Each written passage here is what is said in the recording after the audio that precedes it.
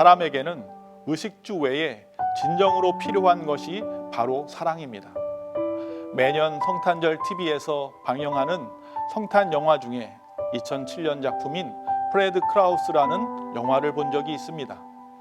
우리말 제목으로는 산타는 괴로워인데 그 영화를 보며 많은 것을 느꼈습니다.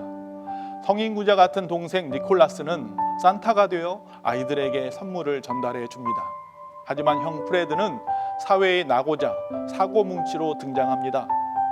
어느 해 비만한 동생이 허리를 다쳐 형인 프레드가 대신 산타가 됩니다. 두 형제는 아이들에 대한 전혀 다른 접근 방식을 가지고 있었죠. 동생은 공로와 선행에 기반하여 선물을 나누어 줍니다. 즉 착한 아이와 나쁜 아이를 구분하는 것입니다. 그래서 아이들에 대한 자료를 수집하는 일이 그에게 정말로 일이었습니다. 그런데 형은 모든 아이들에게 선물을 줍니다.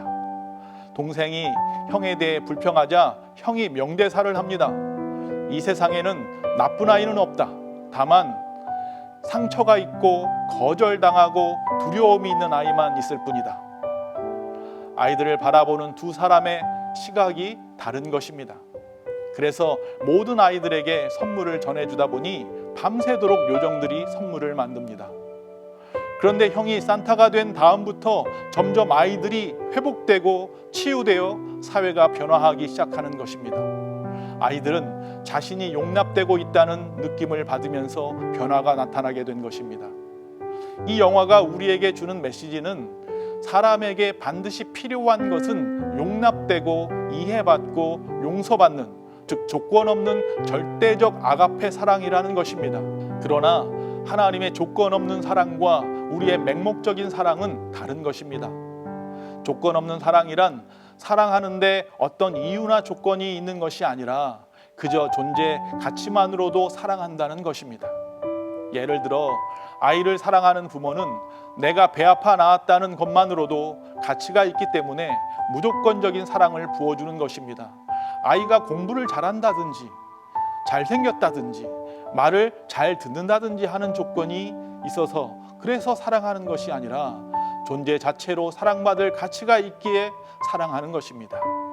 성경 로마서 5장을 보면 하나님이 보여주신 조건 없는 사랑에 대해 잘 보여주고 있습니다.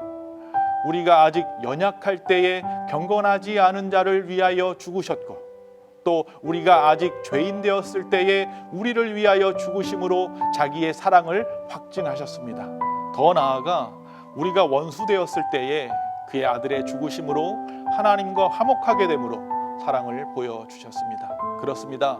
주님의 조건 없는 사랑은 우리가 연약해도 우리가 죄인이어도 우리가 원수 되었을 때도 변함없으신 사랑입니다. 우리의 자격은 하나님 보시기에 함량 미달이지만 하나님이 보실 때 그 존재 자체만으로도 가치가 있기에 사랑하시는 것입니다. 성령의 첫 열매가 사랑이란 것은 사랑이 노력과 의지로 되는 것이 아니라 예수님이 오셔야지만 가능해지는 것이란 뜻입니다. 누군가를 향한 내 안의 거부감들이 어느 순간 예수님이 찾아오시면 동정심과 사랑으로 바뀌게 되는 것입니다. 진짜 사랑인 전능하신 하나님의 온전하신 사랑은 우리를 살릴 수 있습니다. 여러분 안에 예수님이 계십니까? 요한일서 4장 11절에 사랑하는 자들아 하나님이 이같이 우리를 사랑하셨은즉 우리도 서로 사랑하는 것이 마땅하도다. 서로 사랑해 주세요. 그러면 사람이 살고 온 세상이 삽니다.